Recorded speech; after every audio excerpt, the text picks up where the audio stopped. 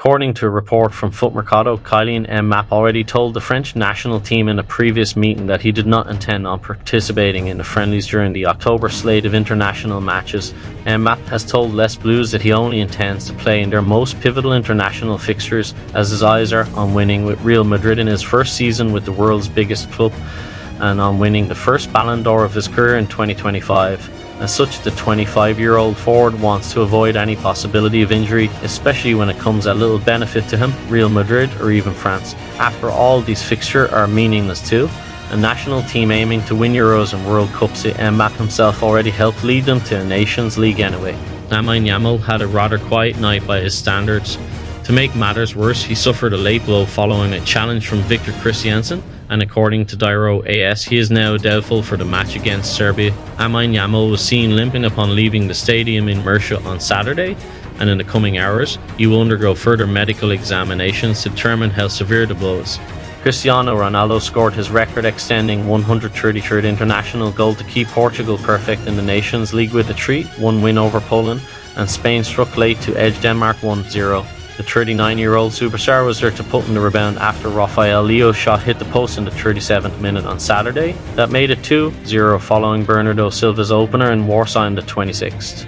Samu admitted that the final days at Los Colchoneros were extremely difficult due to him being ostracized whilst the departure was being sorted.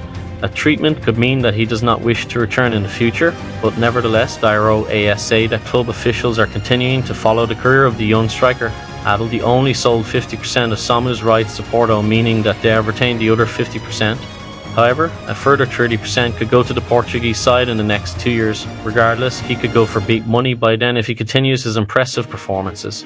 After playing only 26 minutes in the opening match of the season against Valencia, Barcelona defender Andres Christensen suffered from Achilles tendonitis in his left foot, which has prevented him from stepping onto the pitch since that. Several months have passed since that time, but as Mundo Deportivo has reported, the club still does not want to speculate on his return and is not giving any idea of when he can possibly return to the pitch. According to a report from Football Transfers, who state that James representatives have sounded out Barcelona over a potential move, as well as another surprise club in the form of Benfica. James is undoubtedly good enough for a big name like Barca as long as he's fully fit, but Benfica is a surprise destination that most players of his caliber would probably see as a bit of a step down. At the same time, however, James is perhaps now at the point where he just wants to ensure he's able to keep playing regularly after making only 26 appearances in the Premier League in the last 2 years, with none so far this season. Chelsea have drawn up a plan for summer signing Esteva Willian to visit the club ahead of his move to Stamford Bridge being made official next year. A latest report by the Mirror has claimed the Blues are already shaping plans to bring the Brazilian to Cobham for a visit as they look to aid his acclimatization process before moving to London. Recently quizzed on the form of the youngster and if he had been left impressed by his displays, Merska said, "He's performing fantastically, but unfortunately he's performing there and not here. We'll wait until next summer when he arrives, but we're very happy with the way he's doing things." First on the list is Diogo Costa of FC Porto, a goalkeeper highly regarded by Deco, who has a personal connection to the club and the city of Porto.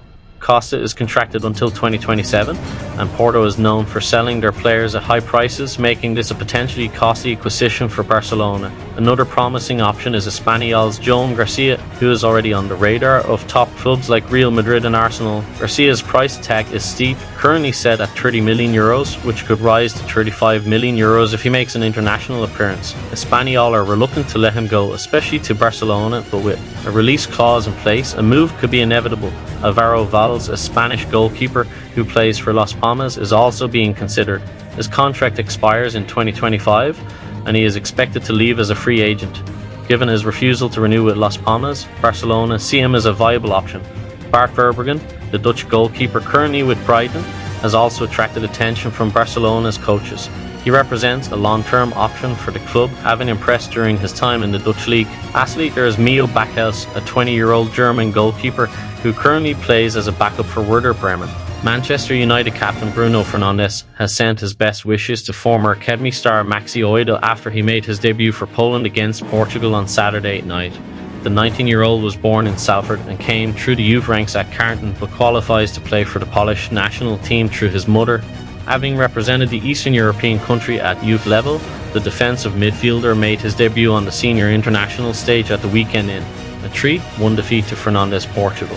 Hansi Flick is starting to have a few doubts about the timing of Gavi's comeback, according to Diario AS. Flick is said to be refusing to be carried away by the good feelings and the crazy desire for Gavi to play again, particularly with some tough fixtures on the horizon. While Gavi may well get some minutes against Sevilla, Barca don't think he's ready to play in the next two matches against Bayern and Real Madrid. These two games are considered high risk and not games to test, which means Gavi's next chance at game time after Sevilla is against Espanyol. The other issue on Flick's mind is Gavi's sheer, Gaviness. The 20-year-old plays with such intensity, desire and hunger that Flick is worried such incredible effort could cause a problem. Carsley is expected to be in place for the remainder of England's group games, and while the manager is determined to make the most of his time in charge, he looks set to return to a more tried and trusted team for the Finland match. I wanted to give this job my best shot for the three camps.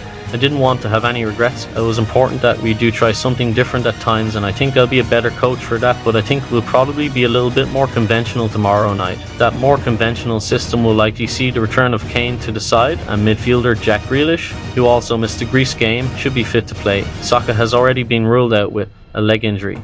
The USMNT deserved their win, but it all hinged on Pulisic's game-changing performance at the start of the second half. Former Chelsea, Tottenham and Paris Saint-Germain boss Pochettino had nothing but praise for Pulisic ahead of Saturday's match, and the captain didn't let his new boss down. I think he's a fantastic player, one of the best offensive players in the world, Pochettino said before the Panama clash. The USMNT coach later added, "I told him before to build a very good relationship with the club and try to help. And when we really need him, he needs to be in form, happy, strong, and the quality is there because he has an enormous talent.